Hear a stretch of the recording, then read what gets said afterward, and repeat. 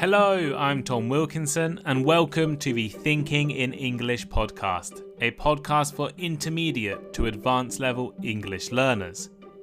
What is the smallest and least valuable coin used in your country? Could you imagine your currency without that coin?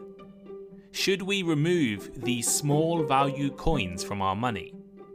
Let's discuss this topic while learning lots of economic vocabulary in today's episode of Thinking in English. You can find a full transcript for free over at the Thinking in English website, link in the description, or for free on Spotify. Here is today's vocabulary list. Penny. Penny. A small denomination coin worth 1 cent in the US or 1 pence in the UK. For example, in 2013, Canada decided to eliminate the penny from its currency due to high production costs. Coin. Coin. A small, flat, round piece of metal used as money. As in, Japan continues to use the 1 yen coin frequently in daily transactions. Currency. Currency. The system of money in general use in a particular country. As in, the euro is the official currency in 20 European countries. Denomination. Denomination. The value assigned to a particular coin or note. For example, each denomination is represented by a specific coin or note with a distinct value, design, and size. Circulation. Circulation. The availability of money or coins in use within an economy. For example, if there were no 1 cent coins in circulation, this wouldn't be a problem anymore. To round. To round. Adjusting a number to the nearest higher, round up, or lower value, round down. As in, Canada introduced a rounding system for cash transactions to the nearest 5 cents. Cumulative. Cumulative. Gradually increasing or growing by successive additions. For example, rounding can lead to small but cumulative losses for consumers over time.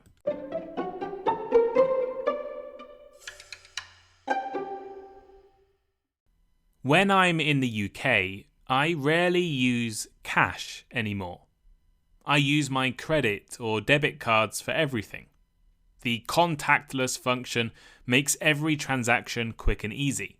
I just tap my card on the payment terminal and I have paid for whatever I want. I don't have to deal with coins, change, or notes. In fact, I'm sure many of you listening don't even use cards anymore. We can now use our phones to pay in many shops and stores. In Japan, however, I still use a lot of cash. Although it has changed a lot in the past 5 or 6 years, cash is still very important in Japan. A few of my favourite cafes and restaurants only accept cash. This means I always need to have some notes and coins in my wallet. Right now, my wallet is full of pretty useless 1 yen coins. The yen is Japan's currency, and 1 yen is the lowest denomination coin you can find in Japan. You can't buy anything with a single 1 yen coin. A bottle of Coke, for example, is about 140 yen, which would require 140 1 yen coins. Or 1 100 yen coin and 4 10 yen coins. Those bigger value coins are much more convenient. There is some use for the yen in Japan though. Japan's sales tax, the tax added to products in a store, often makes items have odd prices. 1 yen coins can be used to round up the change, so that you don't receive even more 1 yen coins by paying with a larger amount of money. Although, if there were no 1 yen coins in circulation, this wouldn't be a problem anymore. Shops would have to price things to the nearest 5 yen. In fact, many countries have these small denomination coins or low value coins. But why? Today, I want to take a look at the debate over pennies, cents, and small change. Why do they exist? Why are they so useless? And should we still use them? Let's start with an introduction to coins, currencies, and denominations. Currencies encompass all forms of money in use within an economy, including both coins and paper notes. The main function of currency is to act as a medium of exchange, a unit of account, and a store of value. In simple terms, the purpose of a currency is for buying and selling things, to show how much things are worth, and to save for future use. Currencies are issued by a country's central bank or monetary authority, and their value is typically regulated by the government. In addition to coins and notes, modern currencies also include digital money, which exists in electronic form and is increasingly used in global financial systems. Coins are metallic forms of money that are typically issued by a government and used as a medium of exchange within an economy. You can exchange a coin for a product or service of the same value. Coins are a physical representation of that value. They are usually made from metal, such as copper, nickel, zinc, or sometimes precious metals like silver and gold. They are designed to be durable, portable, and difficult to counterfeit. Denominations refer to the different values given to the different types of money. Each denomination is represented by a specific coin or note with a distinct value, design, and size. For example, in the United States, the penny, 1 cent, nickel, 5 cents, dime, 10 cents, and quarter, 25 cents, are all different denominations of coins. Having a variety of denominations is crucial to allow for different types of purchases. If you are trying to buy a car in cash or a cup of coffee in cash, you're going to need different denominations of currency. Countries regularly adjust and change the denominations used in their currencies. The UK, for example, completely changed its low denomination coins between 1960 and 1980 to make the system decimal.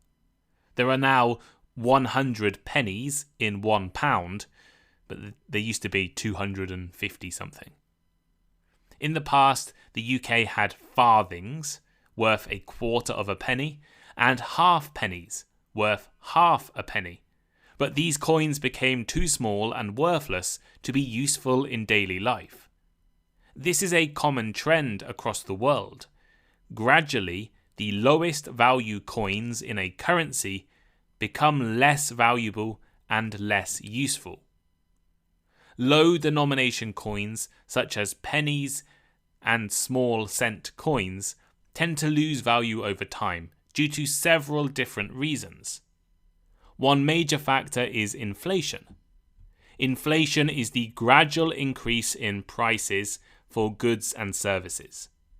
As goods and services become more expensive, the purchasing power of money, the number of things a specific coin can buy, decreases or diminishes. For example, a penny that could buy a small candy decades ago may now be practically useless for most transactions. Let me give you another example. In 1914, it cost 1 penny in the UK to post a letter. Today, it costs £1.35p, or 135 pennies, to post a letter with a first class stamp, or 85p, 85 pennies, to post a letter with a second class stamp. In 100 years, the power of that penny, the amount it can buy, has decreased a lot, as everything else has become more expensive. Second, sometimes low-value coins cost more to make than they are worth. In the United States, it apparently costs approximately 2.7 cents to produce a coin worth 1 cent. When the production cost is higher than the coin's actual value, it creates a financial burden on the government and taxpayers. And third, the rise of digital payment methods and the decline of cash transactions further contributes to the decreasing value of low-denomination coins. With more people using debit cards, credit cards, mobile wallets, and online transactions, we just don't need as many coins as we used to. In fact, several countries have successfully eliminated or got rid of low-value coins from their currency systems. In 2013, Canada decided to eliminate the penny, 1 Canadian cent, from its currency. The primary reason for this decision was the high cost of production. It cost more to make a penny than it was worth, so the government was losing money for every penny made. To implement this change, Canada introduced a rounding system for cash transactions. Prices are rounded to the nearest 5 cents, effectively removing the need for pennies.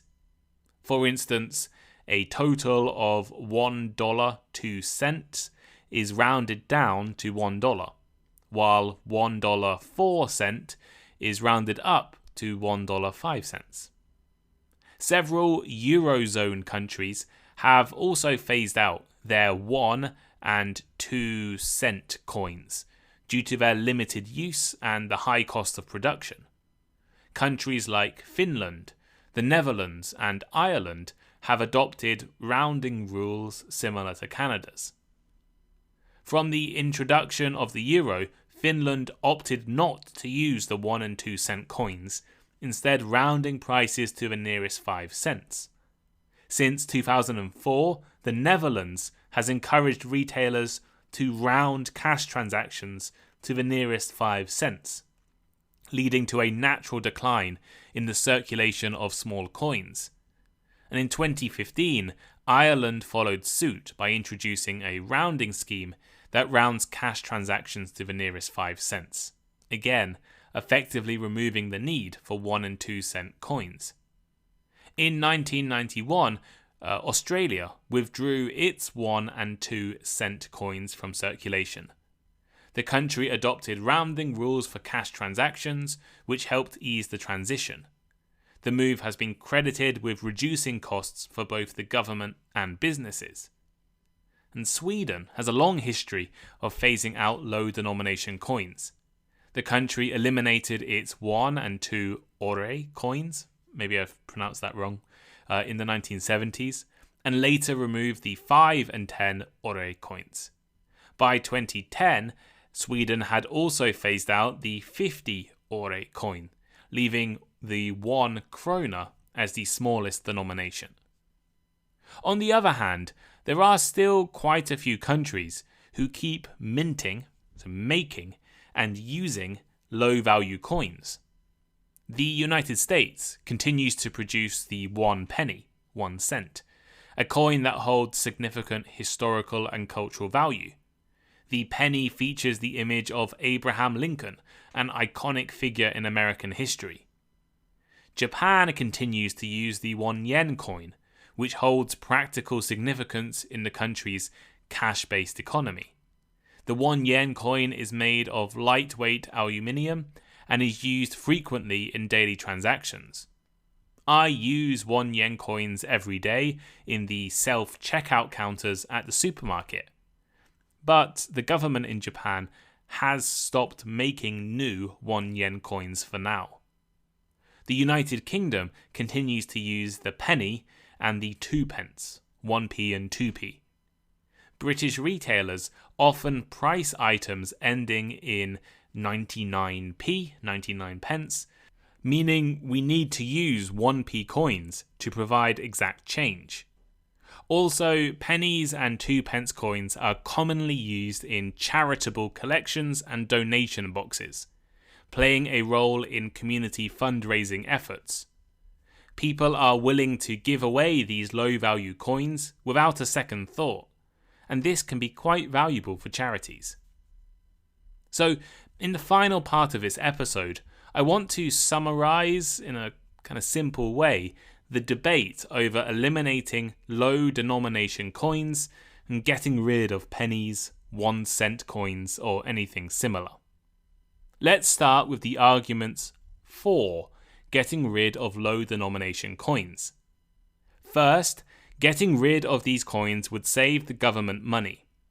In the US, a penny, worth 1 cent, cost about 2.7 cents to produce in 2022. That is almost 3 times more than the coin itself is worth. The US produces billions, not millions, but billions of pennies every year. In 2023, they produced around 4.5 billion pennies. In dollar value, this would be worth about $45 million in value. However, it would cost $135 million to make them. Not having to make these coins would literally save the USA millions of dollars a year. The same is true for all countries that have these small coins. Eliminating small coins could also help businesses. Low-value coins can slow down transactions, as shop staff have to take longer to count individual coins. And also handling, storing, and transporting small-value coins is a cost for businesses. It's an extra cost. Reducing the number of coins in circulation would also make it easy to use the currency. For example, if the UK removed the 1 penny, 2 penny, and 5 penny coins, all tiny values, every price in a shop would be a multiple of 10, which would make it really easy to calculate in your head. Removing smaller coins could also encourage people to use more modern digital forms of payment, like cards or mobile payments, and encourage stores to accept these forms of payment.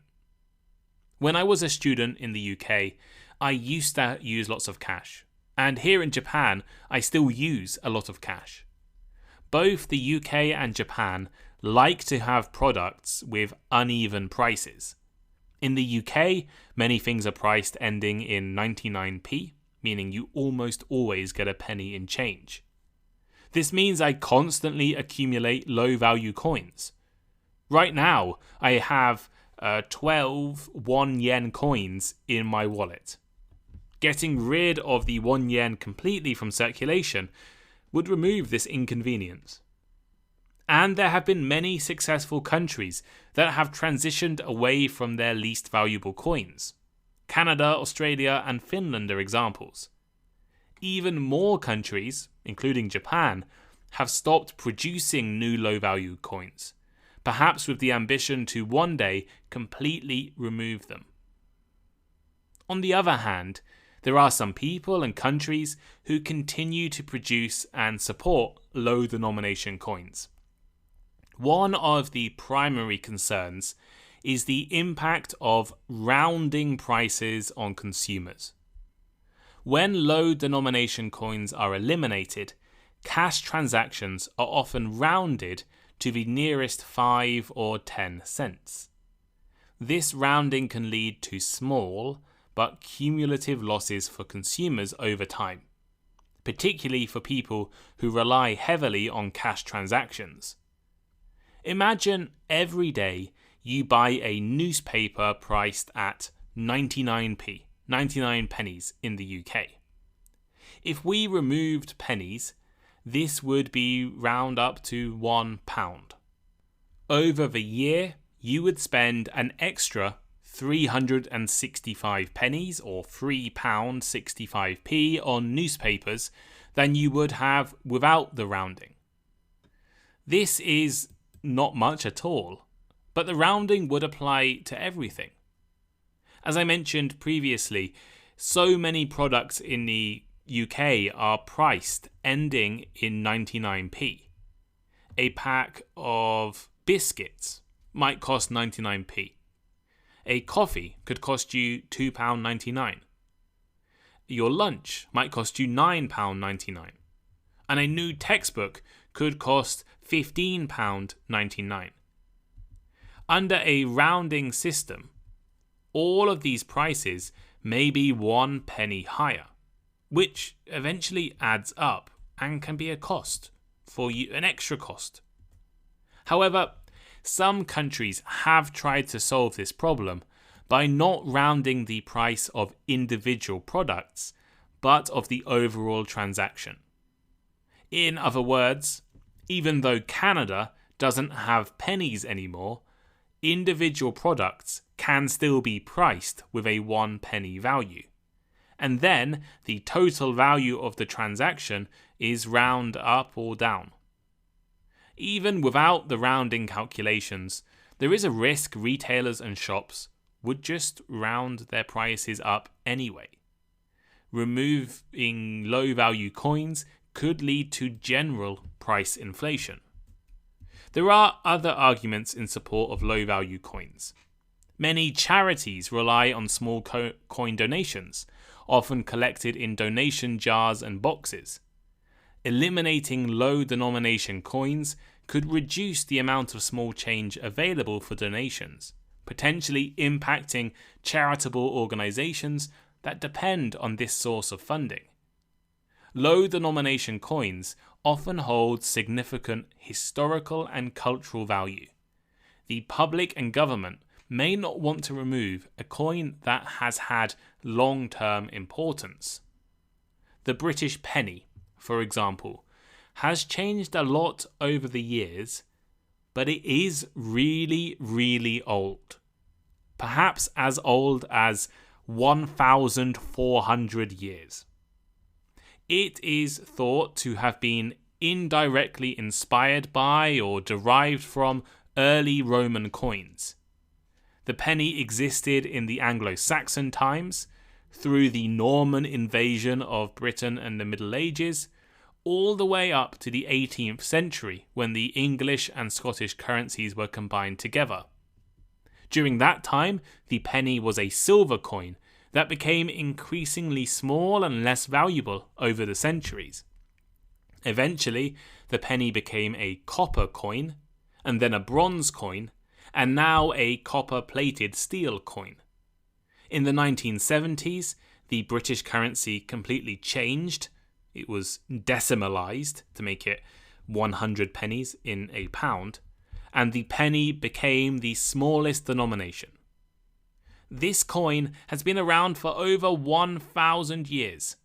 It would be tough to get rid of it.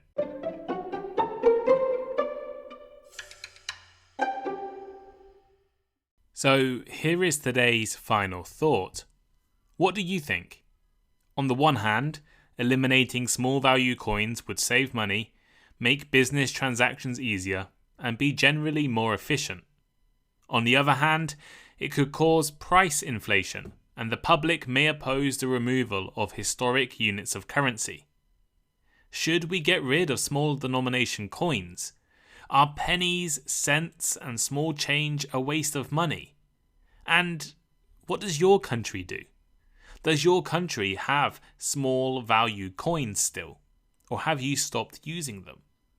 Let me know by leaving a comment. I want to know your opinions about this topic. Leave a comment on Spotify, leave a comment on the Thinking in English transcript over on my blog, link in the description, or reach out to me on social media, Instagram, Patreon, Discord, or wherever. Thank you for listening to this debate and economic style episode of Thinking in English. I hope you enjoyed it, and I'll see you next time. Goodbye.